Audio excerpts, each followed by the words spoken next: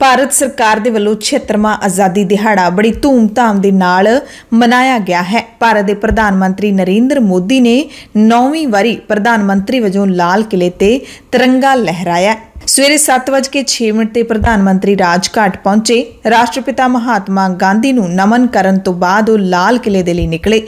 ਲਾਲ ਕਿਲੇ ਦੇ ਪਹੁੰਚਣ ਤੇ ਪ੍ਰਧਾਨ ਮੰਤਰੀ ਦੀ ਅਗਵਾਈ ਰੱਖਿਆ ਮੰਤਰੀ ਰਾਜਨਾਥ ਸਿੰਘ, ਰੱਖਿਆ ਰਾਜ ਮੰਤਰੀ ਅਜੇ ਭੱਟ ਅਤੇ ਰੱਖਿਆ ਸਕੱਤਰ ਡਾਕਟਰ ਅਜੇ ਕੁਮਾਰ ਨੇ ਕੀਤੀ, ਜਿਹੜੇ ਪ੍ਰਧਾਨ ਮੰਤਰੀ ਨਰਿੰਦਰ ਮੋਦੀ ਨੂੰ ਸੈਲੂਟਿੰਗ ਬੇਸ ਤੱਕ ਲੈ ਕੇ ਗਏ। ਇੱਥੇ ਸੰਯੁਕਤ ਇੰਟਰ ਸਰਵਿਸਿਜ਼ ਤੇ ਦਿੱਲੀ ਪੁਲਿਸ ਗਾਰਡ ਨੇ ਪ੍ਰਧਾਨ ਮੰਤਰੀ ਨੂੰ ਸਲਾਮੀ ਦਿੱਤੀ। ਉਸ ਤੋਂ ਬਾਅਦ ਪ੍ਰਧਾਨ ਮੰਤਰੀ ਨਰਿੰਦਰ ਮੋਦੀ ਲਾਲ ਕਿਲੇ ਦੀ ਫਸੀਲ ਵੱਲ ਰਵਾਨਾ ਹੋਏ। ਦੇਸ਼ ਦੇ ਰੱਖਿਆ ਮੰਤਰੀ ਰਾਜਨਾਥ ਸਿੰਘ ਸਮੇਤ ਹੋਰ ਵੱਡੇ ਜਿਹੜੇ ਅਹੁਦੇਦਾਰ ਨੇ ਉਹਨਾਂ ਨੇ ਪ੍ਰਧਾਨ ਮੰਤਰੀ ਦਾ ਸਵਾਗਤ ਕੀਤਾ। ਇੱਥੇ ਪ੍ਰਧਾਨ ਮੰਤਰੀ ਨੇ ਕੌਮੀ ਤਿਰੰਗਾ ਲਹਿਰਾਇਆ ਤੇ ਤਿਰੰਗਾ ਲਹਿਰਾਉਣ ਤੋਂ ਬਾਅਦ ਕੌਮੀ ਸਲਾਮੀ ਦਿੱਤੀ ਗਈ। ਇਸ ਤੋਂ ਬਾਅਦ ਹਵਾਈ ਸੈਨਾ ਬੈਂਡ, ਜਿਸ ਦੇ ਵਿੱਚ 20 ਲੋਕ ਸ਼ਾਮਲ ਸਨ, ਉਹਨਾਂ ਨੇ ਕੌਮੀ ਗੀਤ ਗਾਇਆ। ਸਾਰੇ ਲੋਕਾਂ ਨੇ ਖੜੇ ਹੋ ਕੇ ਕੌਮੀ ਗੀਤ ਗਾਇਨ ਦੇ ਵਿੱਚ ਹਿੱਸਾ ਲਿਆ। ਇਸ ਮੌਕੇ ਭਾਰਤ ਦੇ ਪ੍ਰਧਾਨ ਮੰਤਰੀ ਨੂੰ ਭਾਰਤ ਦੀਆਂ ਤਿੰਨੇ ਫੌਜਾਂ, ਜਲ, ਥਲ ਤੇ ਹਵਾਈ ਫੌਜਾਂ ਦੇ ਕਮਾਂਡਰਾਂ ਨੇ ਸਲਾਮੀ ਦਿੱਤੀ ਤੇ ਜਿਵੇਂ ਹੀ ਪ੍ਰਧਾਨ ਮੰਤਰੀ ਨੇ ਕੌਮੀ ਝੰਡਾ ਲਹਿਰਾਇਆ, 2 Mi-17 ICV ਹੈਲੀਕਾਪਟਰਾਂ ਨੇ ਫੁੱਲਾਂ ਦੀ ਵਰਖਾ ਕਰ ਦਿੱਤੀ ਤੇ ਇਸ ਵਾਰ ਪਹਿਲੀ ਵਾਰੀ ਗਨ ਸੈਲਿਊਟ ਦੇਸੀ ਗਨ ਨਾਲ ਦਿੱਤਾ ਗਿਆ। DRDO ਨੇ ਇਸ ਗਨ ਨੂੰ ਨਾ ਕੇਵਲ ਡਿਜ਼ਾਈਨ ਕੀਤਾ ਹੈ ਬਲਕਿ ਵਿਕਸਿਤ ਵੀ ਕੀਤਾ ਹੈ ਤੇ ਅਜਿਹਾ ਕਰਕੇ ਭਾਰਤ ਸਰਕਾਰ ਦੇ ਵੱਲੋਂ ਸਾਫ਼ ਸੁਨੇਹਾ ਦਿੱਤਾ ਗਿਆ ਹੈ ਕਿ ਹੁਣ ਭਾਰਤ ਆਪਣੀ ਜਿਹੜੀ ਗਨ ਹੈ, ਆਪਣੀਆਂ ਬੰਦੂਕਾਂ ਬਣਾਉਣ ਦੀ ਸਮਰੱਥਾ ਰੱਖਦਾ ਹੈ।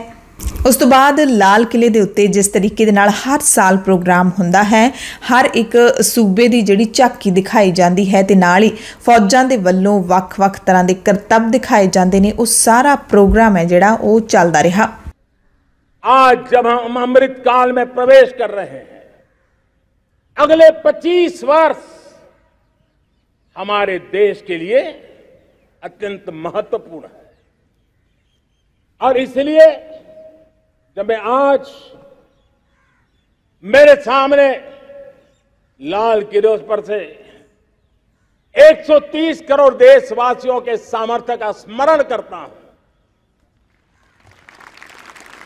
उनके सपनों को देखता हूं, उनके संकल्पों की अनुभूति करता हूं, तो साथियों मुझे लगता है आने वाले 25 साल के लिए हमें उस 5 पंच प्राण पर अपनी शक्ति को केंद्रित करनी होगी, अपने संकल्पों को केंद्रित करना होगा, अपने सामर्थ्य को केंद्रित करना होगा और हमें उन पंच प्राण को लेकर के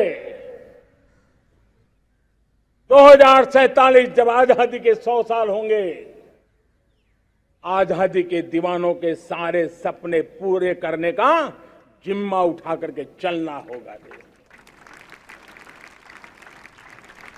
जब मैं पंच प्राण की बात करता हूं तो पहला प्राण,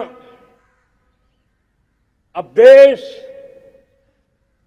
बड़े संकल्प लेकर के ही चलेगा, बहुत बड़े संकल्प लेकर के चलना होगा और वो बड़ा संकल्प है विकसित भारत। अब उससे कुछ कम नहीं होना चाहिए, बड़ा संकल्प। दूसरा प्राण है किसी भी कोने में हमारे मन के भीतर, हमारे आदतों के भीतर गुलामी का एक भी अंश अगर भी अभी भी है तो उसको किसी भी हालत में बचने नहीं देना। अब 100%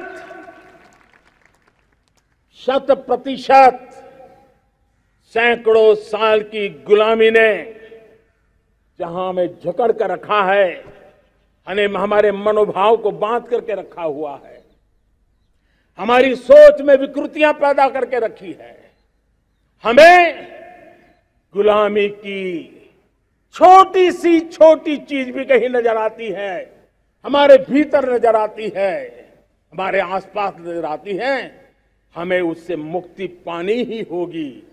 ये हमारा दूसरी प्राण शक्ति है। तीसरी प्राण शक्ति हमें हमारी विरासत पर गर्व होना चाहिए। हमारी विरासत के प्रति, क्योंकि यही विरासत है जिसने कभी भारत को स्वर्णिम काल दिया था, और यही विरासत है जो समयानुकूल परिवर्तन करने की आदत रखती है। यही विरासत है जो काल बाह्य छोड़ती रही है, नित्य नूतन स्वीकारती रही है। और इसलिए इस विरासत के प्रति हमें गर्व होना चाहिए। चौथा प्राण वो भी उतना ही महत्वपूर्ण है, और वो है एकता और एकजुटता। 130 करोड़ देशवासियों में एकता, न कोई अपना न कोई पराया। एकता की ताकत एक भारत श्रेष्ठ भारत के सपनों के लिए हमारा चौथा प्राण है। और पांचवा प्राण है नागरिकों का कर्तव्य। नागरिकों का कर्तव्य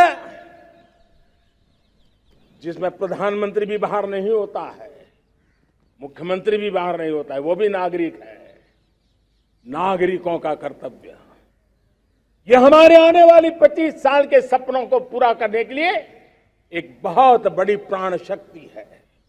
ਤੇ ਰਾਜਧਾਨੀ ਦਿੱਲੀ ਵਿੱਚ ਆਜ਼ਾਦੀ ਦੇ ਜਸ਼ਨਾਂ ਨੂੰ ਲੈ ਕੇ 10,000 ਤੋਂ ਵੱਧ ਪੁਲਿਸ ਬਲ ਵੀ ਤੈਨਾਤ ਕੀਤੇ ਗਏ।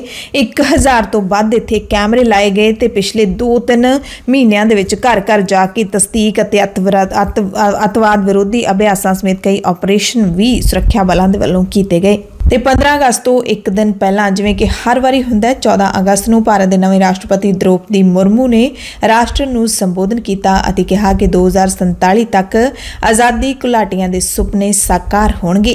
ਰਾਸ਼ਟਰਪਤੀ ਨੇ ਆਪਣੇ ਸੰਬੋਧਨ ਦੇ ਵਿੱਚ ਦੇਸ਼ ਵਿਦੇਸ਼ 'ਚ ਵਸਦੇ ਸਾਰੇ ਭਾਰਤੀਆਂ ਨੂੰ ਨਿੱਘੀਆਂ ਸ਼ੁਭਕਾਮਨਾਵਾਂ ਦਿੱਤੀਆਂ ਅਤੇ ਕਿਹਾ ਕਿ 14 ਅਗਸਤ ਦਾ ਦਿਨ ਵੰਡ ਖੌਫਨਾਕ ਯਾਦਗਾਰ ਦਿਵਸ ਦੇ ਵਜੋਂ ਮਨਾਇਆ ਜਾ ਰਿਹਾ ਹੈ। ਉਹਨਾਂ ਕਿਹਾ ਕਿ ਸਾਡਾ ਸੰਕਲਪ ਹੈ ਕਿ 2047 ਤੱਕ ਅਸੀਂ ਆਪਣੇ ਆਜ਼ਾਦੀ ਘੁਲਾਟੀਆਂ ਦੇ ਸਾਰੇ ਸੁਪਨਿਆਂ ਨੂੰ ਸਾਕਾਰ ਕਰਾਂਗੇ। ਮੁਰਮੂ ਨੇ ਕਿਹਾ ਕਿ ਜ਼ਿਆਦਾਤਰ ਲੋਕਤੰਤਰੀ ਮੁਲਕਾਂ ਦੇ ਵਿੱਚ ਔਰਤਾਂ ਨੂੰ ਵੋਟ ਦਾ ਹੱਕ ਹਾਸਲ ਕਰਨ ਲਈ ਲੰਬਾ ਸੰਘਰਸ਼ ਕਰਨਾ ਪਿਆ, ਪਰ ਸਾਡੇ ਗਣਰਾਜ ਦੀ ਸ਼ੁਰੂਆਤ ਤੋਂ ਹੀ ਭਾਰਤ ਨੇ ਵਿਸ਼ਵ ਵਿਆਪੀ ਬਾਲਗ ਮਤ ਅਧਿਕਾਰ ਨੂੰ ਅਪਣਾਇਆ। ਉਹਨਾਂ ਕਿਹਾ ਕਿ ਇਹ ਤਿਉਹਾਰ ਭਾਰਤ ਦੇ ਲੋਕਾਂ ਨੂੰ ਸਮਰਪਿਤ ਹੈ। ਰਾਸ਼ਟਰਪਤੀ ਨੇ ਆਰਥਿਕ ਸੁਧਾਰਾਂ ਦੇ ਨਾਲ ਲੋਕਾਂ ਦੀ ਭਲਾਈ ਲਈ ਕਦਮ ਚੁੱਕੇ ਜਾਣ ਦਾ ਵੀ ਆਪਣੀ ਸਰਕਾਰ ਦੇ ਵੱਲੋਂ ਦਾਅਵਾ ਕੀਤਾ।